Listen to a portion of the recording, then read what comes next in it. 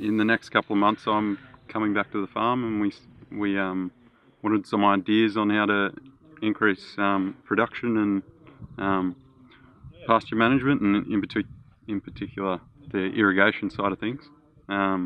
We've got a lot of irrigation on farm, and some of it isn't working as efficiently as it can be. So yeah, we're hoping to take it to the next level.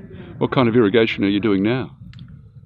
We have all sorts. We have a pivot already. We have hard hose and soft hose irrigators, as well as laterals, and also K-line as well. You're trying it all out? Yeah, we've got the lot. So what have you seen that has been useful for you? What have you learned from this this tour in Tassie? Well, for me, probably Dad already knows most of this, but just getting the basics right. Yeah, how they talk about the soil as a bucket, and yeah, learning the three things of how much that bucket holds water, how much the environment takes that water away, and then how much your irrigation infrastructure can put it back on. Yeah, and just knowing those three things as a basic can really help you manage properly. I mean, the byline for this thing is smarter irrigation. How much does technology contribute to that? No? Can you rely on it too much? Well, I mean, it's very impressive what can and is being done here, and certainly we can adapt a lot of it to our own irrigation. I think you can depend on it too much. I think some of the speakers have actually mentioned that they like to get out in the field and walk around and make sure that things are as they suspect they are, and it's not just technology telling you something. It can be wrong too, or get out of plumb. But there's so much you can do these days with technology, and it's probably Will's. That's where he comes into it.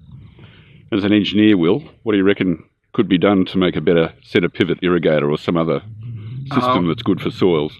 Yeah, well, just looking at this farm we're on now, with the variable rate irrigation on the pivot. So yeah, that's where each individual sprinkler turns off and on, based on a computer program that you feed into it.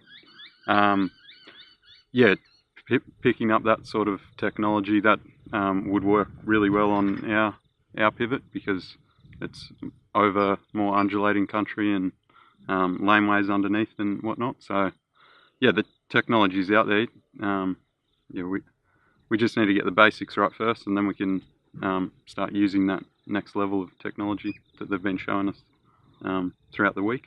What's the most surprising thing you've come across in this Tassie tour? Well, I mean, it's been a wonderful trip, and it is very surprising.